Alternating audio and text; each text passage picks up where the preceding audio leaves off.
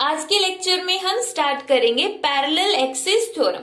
हमने अपने previous lecture में स्टडी किया था परपेंडिकुलर एक्सिस थ्योरम। अब पैरेलल एक्सिस थ्योरम के अंदर क्या है कि यहाँ पर हमने एक बॉडी कंसीडर की है। उस बॉडी की कोई भी इरेगुलर शेप हो सकती है, रेगुलर भी हो सकती है और इरेगुलर भी हो सकती है। हमने यहाँ पर एक बॉडी ली जिसकी कोई भी इरेगुलर शेप है, मीन्स कुछ भी शेप हो सकती है। अब इस बॉडी के अंदर मान लिया कि यहाँ पर इसका सेंटर ऑफ मास है। अब सेंटर ऑफ मास यहाँ पर है, मींस बैलेंसिंग पॉइंट है इस पूरी की पूरी बॉडी का। अगर इस पूरी बॉडी को हम यहाँ से पकड़कर ऐसे अपनी फिंगर पर रखेंगे तो ये बॉडी क्या हो जाएगी, बैलेंस हो जाएगी। तो यहाँ पर इसका क्या हो गया, सेंटर ऑफ मास हो गया। अब हमने एक एक्सिस कंसीडर कर ली जो इसके सेंटर ऑफ मास में से पास हो रही है। सेंटर ऑफ मास में से ये जो एक्सिस पास हो रही है यहाँ पर ऐसे ही है, जैसे यहाँ पर ये पेन इसमें से पास हो गया है तो इसके अंदर से ये एक्सिस ऐसे ही पास हो रही है, जिसको हमने नाम दे दिया है पी क्यू। ठीक है, और इसको हम क्या बोलेंगे, सेंटर ऑफ मास में से पास होने वाली ये एक्सिस है। Means PQ is an axis passing through its center of mass। एक एक्सिस है जो सेंटर ऑफ मास में से पास होती है। फिर पैरेलल एक्सिस थ्योरम का मतलब क्या है कि अब हमने एक दूसरी एक्सिस ले ली जो इसके पैरेलल में से जाती है। एक और एक्सिस हमने यहाँ पे कंसीडर की कि जो इसके पैरेलल है।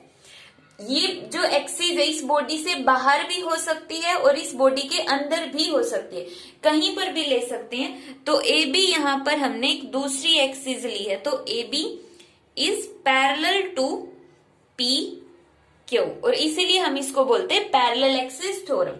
अब यहाँ पर हमने कंसीडर कर लिया कि ये एक कोई भी पार्टिकल है जिसका मास है m और इस पार्टिकल की जो सेंटर ऑफ मास से लगा लो या फिर PQ एक्सिस से जो डिस्टेंस है वो है x डिस्टेंस पर है, और जो ये दोनों एक्सिस है AB और PQ इन दोनों के बीच की डिस्टेंस है यहाँ पर h है। तो इस पार्टिकल का मोमेंट ऑफ इनर्शिया कितना होगा, सिर्फ PQ के अबाउट में देख रहे हैं तो इस पार्टिकल का PQ के अबाउट में मोमेंट ऑफ इनर्शिया कितना होगा, मास मल्टीप्लाई बाय डिस्टेंस का स्क्वायर, और इस पार्टिकल की PQ से डिस्टेंस कितनी है, x है, तो यहाँ पे क्या आ जाएगा mx स्क्वायर। अब ये तो इस पार्टिकल का मोमेंट ऑफ इनर्शिया, और moment of inertia of whole body, पूरी की पूरी बॉडी का अबाउट PQ के अबाउट में पूरी बॉडी का मोमेंट ऑफ इनर्शिया कितना होगा, सुमेशन mx स्क्वायर। अब ये इस पूरी बॉडी का, जब ये पूरी की पूरी जो बॉडी है ये पूरी बॉडी इस एक्सिस के अबाउट में, PQ एक्सिस के अबाउट में मूव करेगी तो ये इसका मोमेंट ऑफ इनर्शिया आ गया ये सुमेशन mx स्क्वायर। अब हम यहाँ पे निकालते हैं moment of inertia of particle. अब इसी पार्टिकल का हम निकालते हैं अबाउट AB के अबाउट में कितना होगा मोमेंट ऑफ इनर्शिया। अब पार्टिकल का मास तो क्या रहेगा, m रहेगा, डिस्टेंस AB से कितनी है, x प्लस h, तो यहाँ पर हो जाएगी x प्लस h का स्क्वायर हो जाएगा। तो इसी तरह से moment of inertia of whole body about AB is, पूरी बॉडी का मोमेंट ऑफ इनर्शिया कितना हो जाएगा, सुमेशन mx प्लस h का स्क्वायर।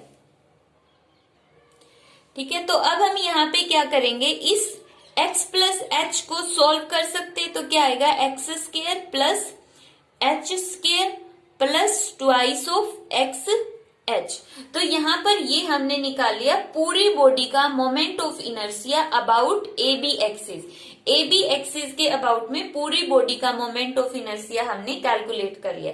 अब ऊपर वाला पोर्शन रब कर लेते हैं। अब इस ब्रैकेट को सॉल्व करते हैं। सबसे पहले तो ब्रैकेट खोल लो, summation mx square plus summation mh square plus summation और अंदर क्या है ये 2xh। अब इसको हम एक स्टेप और सोल्व कर लेते हैं यहाँ पर। Summation m h square plus इसमें से देखो 2 कांस्टेंट है, बाहर निकाल लो, h को भी बाहर निकाल लो, सुमेशन m x को हम अलग से लिख लेते हैं। अब इस स्टेप को सोल्व करते, सुमेशन m x स्क्वायर, ये क्या है, पूरी की पूरी बॉडी का moment of inertia about axis P Q, और पी क्यू क्या है, सेंटर ऑफ मास में से पास होने वाली एक्सिस, तो इसको हम इसकी जगह हम क्या लिख सकते हैं, आई सी। जो पैरेलल एक्सिस थ्योरम का फाइनल रिजल्ट है वो यही है, तो यहां से देखो इसको हमने मान लिया आई सी। अब देखो कोई कंपलसरी नहीं है इसको आई सी लिखना, इसको हम आई पी क्यू भी लिख सकते हैं, means moment of inertia of whole body about P Q axis. तो यहाँ पर हमने इसको सी से दिखा दिया। सुमेशन एम का मतलब होल बॉडी का मास, जो किसके इक्वल होगा, एम एच स्क्वायर, और पूरी बॉडी का मोमेंट ऑफ इनर्शिया हमने पी ए बी के अबाउट में कितना माना है, आई। अब ये देखो जो हमारी थ्योरम का रिजल्ट है वो तो यहां तक कंप्लीट हो गया, तो फिर इस टर्म का क्या करेंगे, यहाँ पे यही टर्म समझनी इंपॉर्टेंट है, बाकी तो बहुत इजी सा डेरिवेशन है, इस टर्म को समझना है ध्यान से। तो यहाँ पे delta M X is equal to 0 होगा, क्यों, क्योंकि moment of weight of all the particles about an axis passing through its position is 0। अब इस लाइन का मीनिंग क्या है, इस लाइन का मीनिंग है कि जब एक बॉडी को हम उसके सेंटर ऑफ मास पर बैलेंस करते हैं तो वो बॉडी क्या हो जाती है, बैलेंस हो जाती है। ऐसा क्यों होता है, क्योंकि जो सेंटर ऑफ मास है उसका बैलेंसिंग पॉइंट है, सेंटर ऑफ मास के ऊपर बॉडी बैलेंस हो गई, मीन्स उसके दोनों तरफ जो वेट है वो इक्वल है। अब वेट इक्वल है तो यहाँ पर जैसे हमने लिया कि moment of weight, moment of weight क्या होता है, जैसे एक तरह से हम वेट को क्या बोल सकते हैं, फोर्स बोल सकते हैं, और मोमेंट मतलब कि डिस्टेंस, तो फोर्स मल्टीप्लाई बाय डिस्टेंस क्या हो गई, टॉर्क हो गया। तो वहां पर हम क्या बोलेंगे कि टॉर्क 0 हो गया है।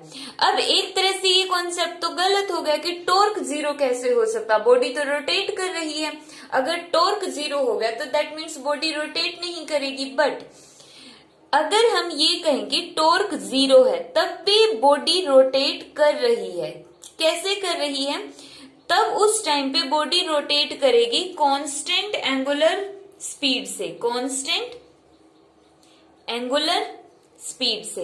एक बॉडी कांस्टेंट एंगुलर स्पीड से रोटेट कर रही है तो उस टाइम पे हम क्या बोलेंगे कि टॉर्क 0 है, क्योंकि हमें पता है कि टॉर्क का फॉर्मूला क्या होता है, D L divide by D T. अगर मैं यहाँ पे एल का मतलब यहाँ पे angular momentum, angular momentum L हो गया, और एल किसके इक्वल होता है, आई ओमेगा। ठीक है, तो यहाँ पे देखो हमने कहा कि कांस्टेंट एंगुलर वेलोसिटी, जो ये मुख्य एक्सिस है, मेन एक्सिस है रोटेशनल मोशन की, जो मेन एक्सिस है उसके अराउंड में जब कोई भी बॉडी रोटेट करेगी, अगर उसकी रोटेशनल स्पीड कांस्टेंट है, मतलब कि एंगुलर स्पीड कांस्टेंट है, ओमेगा कांस्टेंट है, तो हम क्या कहेंगे कि उसका एंगुलर मोमेंटम भी कांस्टेंट है, एल कांस्टेंट है। और एल कांस्टेंट हो गया तो किसी भी कांस्टेंट टर्म का डेरिवेटिव कितना होता है, 0 होता है। तो यहां से टॉर्क कितना आ गया, 0। और हमें पता है टॉर्क किसके इक्वल होता है, डिस्टेंस मल्टीप्लाई बाय फोर्स, और फोर्स की जगह हम क्या बोल सकते हैं, वेट बोल सकते हैं। अब यहाँ पर देखो डिस्टेंस भी है, मास भी है, लेकिन ये मास है, वेट नहीं है। अब कोई भी बॉडी है अगर उसका पार्टिकल है तो इसका मतलब अब उसके ऊपर वेट तो लग ही रहा होगा, ये तो सिंपल अंडरस्टैंडिंग की बात हो गई कि जब कोई भी पार्टिकल होगा तो उसका कुछ ना कुछ वेट भी होगा। तो यहाँ पर इसीलिए हम बोलते हैं कि ये वाली टर्म है वो इसका summation, sum of all moment of weight, सारे के सारे पार्टिकल्स का जो मोमेंट ऑफ वेट है किसी भी एक्सिस के अराउंड में वो कितना हो जाएगा, 0 हो जाएगा। अगर हम इंडिविजुअल पार्टिकल का mx देखेंगे तो वो 0 नहीं होगा, उसकी कुछ न कुछ वैल्यू होगी। बट जब हम सारे पार्टिकल्स का मोमेंट ऑफ वेट देखेंगे तो उन सभी पार्टिकल्स के मोमेंट ऑफ वेट का जो सम है वो कितना होगा, 0 होगा।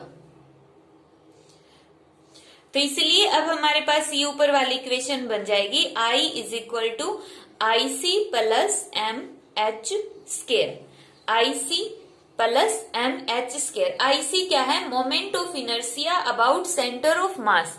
ये जो पॉइंट है यही हमारा क्या होता है, सेंटर ऑफ मास होता है। तो इस पॉइंट के अबाउट में जो मोमेंट ऑफ इनर्शिया है प्लस एम एच ये वाली डिस्टेंस हो गई। तो इस पार्टिकल का मास, यहाँ पे इस एक पार्टिकल का मास नहीं, पूरी बॉडी का ही मास ले लिया, क्योंकि हमने सम कंसीडर कर लिया। स्टार्टिंग में हमने एक पार्टिकल से शुरू किया था, फिर हमने सम लेके पूरी बॉडी की मोशन ले ली थी, पूरी बॉडी का मास कंसीडर कर लिया था, तो ये पूरी बॉडी का मास हो गया और मल्टीप्लाई बाई इन दोनों एक्सिस के बीच की डिस्टेंस। तो यही है हमारे पास theorem of parallel axis. Parallel axis theorem और कहां पर एप्लीकेबल होती है, 2D और 3D दोनों सिस्टम्स के अंदर पैरेलल एक्सिस थ्योरम एप्लीकेबल होती है।